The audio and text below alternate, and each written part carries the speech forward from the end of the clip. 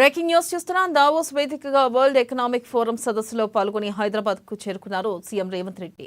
ఇక శంషాబాద్ అంతర్జాతీయ విమానాశ్రయంలో కాంగ్రెస్ ఎమ్మెల్యేలు దానం నాగేందర్, మల్రెడ్డి రంగారెడ్డి, వీర్లపల్లి శంకర్, రామ్మోహన్ రెడ్డి ఇక పార్టీ నాయకులు కార్యకర్తలు ఘనస్వాగతం పలికారు. సక్సెస్ఫుల్ గా దావోస్ సింగపూర్ పర్యటనలను ముగించుకుని దుబాయ్ మీదుగా సీఎం రేవంత్ రెడ్డి హైదరాబాద్ వచ్చారు. దావోస్ లో 3 రోజుల పాటు నిర్వహించిన వరల్డ్ ఎకనామిక్ ఫోరం సదస్సులో పాల్గొన్న CM Revanth Reddy and team మొత్తంగా 1,78,950 కోట్ల పెట్టుబడులను సాధించింది. గతేడాది దావోస్ పర్యటనలో రాష్ట్రానికి 40,232 కోట్ల పెట్టుబడులు రాక ఈసారి 4 రెట్లకు మించి రావడం విశేషం.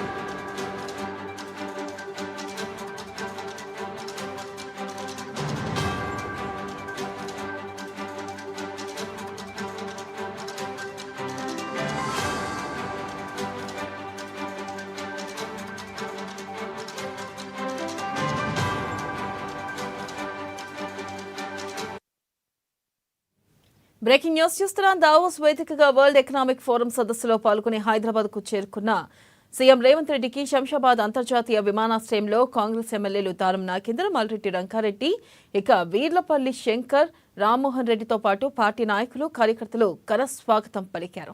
సక్సెస్ఫుల్ గా దావోస్ సింగపూర్ పర్యటనలు ముగించుకుని దుబాయ్ మీదుగా సీఎం రేవంత్ రెడ్డి హైదరాబాద్ కు వచ్చారు. దీనిపై మరింత సమాచారాన్ని మా ప్రతినిధి రాంబాబు అందిస్తారు. రాంబాబు, చెప్పండి, దాదాపుగా ఎన్ని సంస్థలతో ఒప్పందాలు చేసుకున్నారు CM Revanth Reddy and team? Updates ఏంటి?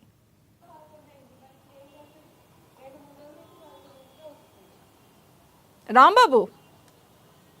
వెన్నెల, ముఖ్యమంత్రి రేవంత్ రెడ్డి దావోస్ పర్యటన ముగించుకొని శంషాబాద్ ఎయిర్పోర్ట్కు దుబాయ్ మీదుగా కొద్దిసేపటి క్రితం చేరుకోవడం జరిగింది.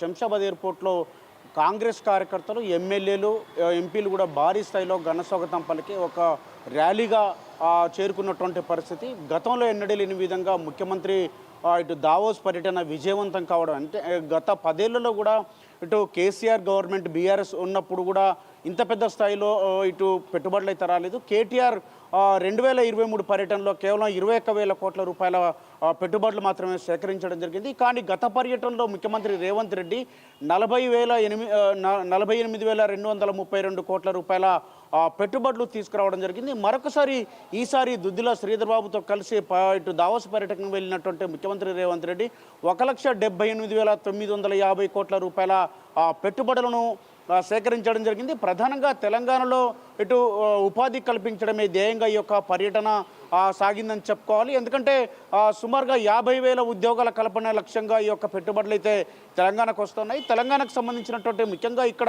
పెట్టుబడులు పెడితే తెలంగాణ ప్రాంతంలో ఉన్నటువంటి అనువైనటువంటి ప్రాంతం హైదరాబాదు, ఇటు తెలంగాణ ప్రాంతం కూడా పూర్తిగా ఇటు ప్రభుత్వం అన్ని సంస్థలకు కానీ లేకపోతే సహకరిస్తుందని చెప్పేసి, భద్రత ఉంటుందని చెప్పి, అదేవిధంగా అనుకూలమైనటువంటి వాతావరణం తెలంగాణలో ఉందని చెప్పేసి పెట్టుబడులకు ఇది పరిశ్రమలు నెలకొల్పడానికి కావలసినటువంటి ఇటు అనువైనటువంటి ప్రదేశము, పరిస్థితులు అన్నీ ఉన్నాయని చెప్పి అంతర్జాతీయ వేదికగా వరల్డ్ ఎకనామిక్ ఫోరంలో ముఖ్యమంత్రి తన ఇటు దుద్దిల శ్రీధర్ మంత్రి ఇద్దరు కూడా ఈ యొక్క తెలంగాణకు సంబంధించినటువంటి అనువైనటువంటి వాతావరణాన్ని అక్కడ ఉన్నటువంటి పెట్టుబడిదారుల దృష్టికి తీసుకొచ్చినటువంటి పరిస్థితి. ఆ యొక్క ప్రజెంటేషన్ ఇవ్వడమే కాకుండా పెట్టుబడులను ఆకర్షించినటువంటి ముఖ్యమంత్రి రేవంత్ రెడ్డి సుమారుగా అంటే 1,78,950 కోట్ల రూపాయల పెట్టుబడులను తేవడం అనేది ఆషమాషి కాదని చెప్పేసి ఇటు రాష్ట్రంలో ఉన్నటువంటి ప్రముఖ వివిధ పక్షాలు హర్షం వ్యక్తం చేస్తున్నాయి. ముఖ్యంగా కాంగ్రెస్ కార్యకర్తలు అయితే పెద్ద ఎత్తున సంబరాలు చేసుకున్నటువంటి పరిస్థితి.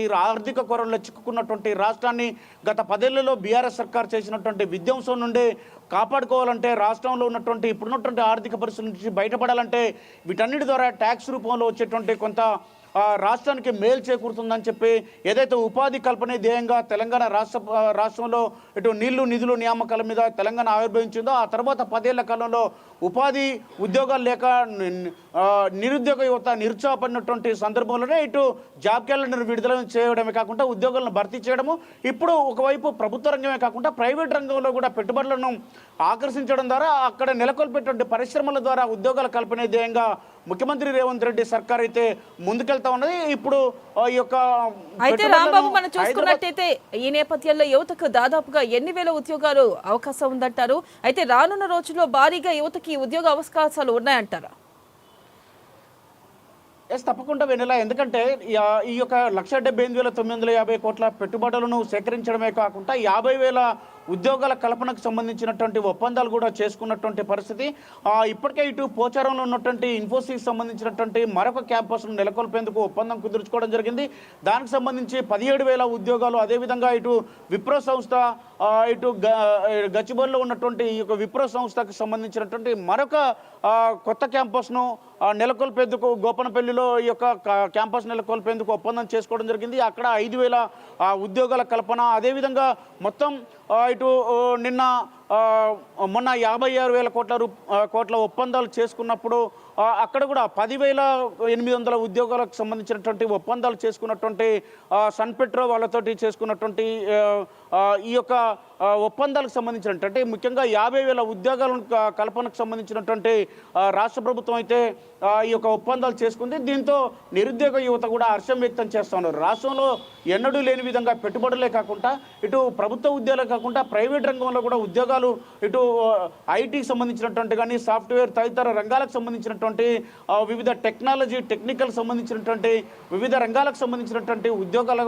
ఇక్కడ లభించేటువంటి అవకాశం ఉంది. కాబట్టి నిరుద్యోగులే కాకుండా నిరుద్యోగ యువత తల్లిదండ్రులు, అదేవిధంగా ఎవరైతే ఇక టెక్నికల్ ఎడ్యుకేషన్ చేసి ఖాళీగా ఉంటా ఉన్నారో వీళ్ళందరూ కూడా, అంటే ఉద్యోగాల కొరకు ఎదురు చూస్తూ ఉన్నారో వీళ్ళందరికీ కూడా ఈ యొక్క ఉపాధి కల్పనకు సంబంధించినటువంటి అంశాల్లో రాష్ట్ర ప్రభుత్వం చేసినటువంటి కృషి ఎంతగానో ఉపయోగపడేటువంటి అవకాశం ఉన్నది వెన్నెల.